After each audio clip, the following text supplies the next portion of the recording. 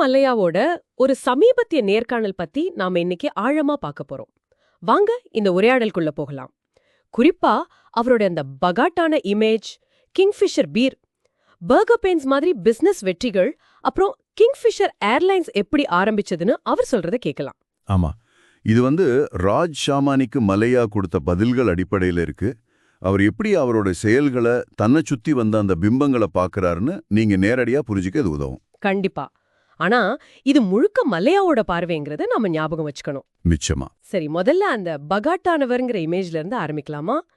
Media அப்படி ஒரு பிம்பத்தை உருவாக்குனதா அவர் சொல்றாரே. ஆமா, அவர் தன்னை சத்தமானவர் அப்படின்னு சொல்றத மறுக்கிறாரு. ஆனா ரொம்ப தன்னம்பிக்கை உள்ளவர், மேடை பயம்லாம் இல்லைன்னு ஒத்துக்கிறாரு. ஓ, அவரோட அப்பாவுக்கும் ஒருக்கும் அணுகுமுறையில வித்தியாசம் இருக்குன்னு சொல்றாரு. சரி.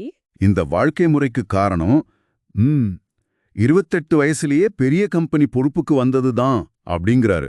ஓஹோ, சின்ன வயசுல வந்ததால. ஆமா, மத்த இளம் பணக்காரங்க மாதிரி தான் நானும் இருந்தேன்.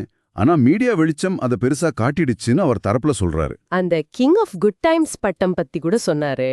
அது முதல்ல கிங்ஃபிஷர் பீர் விளம்பரத்துக்காக உருவாக்குனது தானா, அப்புறம் மீடியா தான் அவருக்கு அந்த பேரை வச்சுட்டாங்கன்னு சொல்றாரு. அவர் தன் சொந்த பணத்தில தான் செலவழிச்சதாவும் அதுக்கு வருத்தப்படலேனோ ரொம்ப அழுத்தமா சொல்றாரு இல்லையா? ஆமா ஆமா, அதுல ரொம்ப உறுதியா இருக்கிறாரு. ஊடகங்கள் அவரை பேரை எப்படி பயன்படுத்தினாங்கன்னு ஒரு சம்பவமும் சொல்றாரு. ஆமா, கேட்டேன். ஒரு மீடியா ஓனர் கிட்ட பேசும்போது. ஆமா, மன்னிக்கும் விஜய், உங்க பேரு விக்குது அப்படின்னு சொன்னதா நினைவு கூர்றாரு. இது அவர் தரப்பு வாதம். சரி, இது அவரோட பிம்பம் பத்தின கருத்து. இப்ப அவரோட நிஜமான பிசினஸ் வெற்றிகள் பக்கம் போவோம். கிங்ஃபிஷர் பியர், மெக்டாவல்ஸ் நம்பர் 1 விஸ்கி, இதெல்லாம் பெரிய ஹிட் ஆச்சே. ஆமா, கிங்ஃபிஷர் பியர் நம்பர் 1 ஆனதுக்கு காரணம் தொடர்ந்து புதுமையா செஞ்சது தான் சொல்றாரு. பேக்கேஜிங், மியூசிக், ஃபேஷன் ஷோ ஸ்பான்சர்ஷிப்னு இதெல்லாம் பிராண்டை கவனிக்க வச்சு விற்பனையை கூட்டுச்சுன்னு சொல்றாரு. மெக்டாவல்ஸ் நம்பர் 1 விஸ்கி உலகத்திலேயே அதிகம் வித்தத பத்தியும் பெருமையா சொல்றாரு. இது சுவாரஸ்யமா இருக்கு. ஆனா திடீர்னு பர்கர் பெயின்ஸ், இது நிறைய பேருக்கு தெரியாதே. அது ஒரு இன்ட்ரெஸ்டிங் கதை. அவருக்கு முன்னாடியே ஒரு பெயிண்ட் கம்பெனில ஃபோர்மேனா வேலை பார்த்த அனுபவம் இருந்துதான். ஓ, அப்படியா? ஆமா, இந்தியாவோட முதல் மல்டிநேஷனல் கம்பெனியை உருவாக்கணும்னு கனவோட 1988ல பர்கர் பெயின்ஸை வாங்கியிருக்காரு.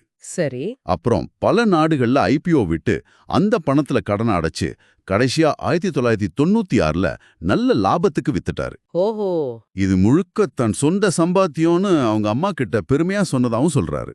சரி. இப்ப எல்லாரோட கவனத்தையும் இழுத்த கிங்ஃபிஷர் ஏர்லைன்ஸ், அது எப்படி ஆரம்பிச்சது? இது சட்டுன்னு எடுத்த முடிவு இல்லைன்னு மல்யா சொல்றாரே. கரெக்ட். அது டொமானியா சகோதரர்கள் முதல்ல அவரோட சிஎஃப்ஓ கிட்ட ஐடியா சொல்லியிருக்காங்க. அப்புறம் அந்த சிஎஃப்ஓ இவர்கிட்ட பேசிட்டு தான் முடிவெடுத்ததா மல்லியா சொல்றாரு. அவரோட பையன் பிறந்த நாள் அன்னைக்கு அறிவிச்சாருன்னு வந்த செய்தி எல்லாம் பொய்ன்னு சொல்றாரு இல்லையா? ஆமா, அதே மறுக்கிறாரு. ஆரம்பத்துல லோ காஸ்ட்னு சொல்லிட்டு, ஆனா உள்ளுக்குள்ள என்டர்டெயின்மெண்ட், சாப்பாடெல்லாம் வச்சாங்களே, அது ஏன்? நல்ல கேள்வி. இந்தியர்களுக்கு பொழுதுபோக்கும் சாப்பாடும் பிடிக்கும் அப்படிங்கிற ஒரு மார்க்கெட்டிங் யோசனையில அதை செஞ்சதா சொல்றாரு. ஒரு புது முயற்சி அப்போ. ஆமா, 2008ல இதுதான் நாட்டோட பெரிய டொமஸ்டிக் ஏர்லைனா இருந்துச்சு. அதோட டைமிங்ஸை டெய்லி எஸ்எம்எஸ்ல அவரே பார்த்துட்டு இருந்ததாவும் சொல்றாரு. எல்லாம் இவ்ளோ நல்லா போயிட்டு இருந்தப்போ எங்க தப்பாச்சு? மல்லையா 2008 உலக நிதி நெருக்கடிய சொல்றாரு. ஆமா, அந்த நெருக்கடியால பணம் புழக்கம் ரொம்ப பாதிச்சப்போ சர்வீஸை குறைக்க நினைச்சாராம். சரி. ஆனா அப்போதைய நிதியமைச்சர் பிரணாப் முகர்ஜி வேலை வாய்ப்பு, இணைப்பு இதெல்லாம் முக்கியம்னு சொல்லி சேவையை தொடர சொன்னதாகவும் பேங்க் சப்போர்ட் பண்ணணும்னு சொன்னதாகவும் மல்லையா சொல்றாரு. இது ஒரு முக்கியமான கட்டம் அவர் பார்வையில. டெக்கான் ஏர்வேஸ் வாங்கினது பத்தியும் அவர் கருத்து சொல்றாரு. அது ஒரு தப்பான முடிவுன்னு நிறைய பேர் சொன்னாங்களே. மல்லையா அதை எப்படி பாக்குறாருன்னா, டெக்கான் ₹1 டிக்கெட் மாதிரி விஷயங்களால சந்தைய ஒரு மாதிரி நிலைத்தன்மை இல்லாம ஆக்கிட்டு இருந்தாங்கன்னு சொல்றாரு. ஓ, டிஸ்ரப்டர் மாதிரி. ஆமா, அந்த நிலைத்தன்மையற்ற போக்கு கட்டுப்படுத்த தான் அதை வாங்கினதா சொல்றாரு. அதாவது ஒரு தற்காப்பு நடவடிக்கை மாதிரி.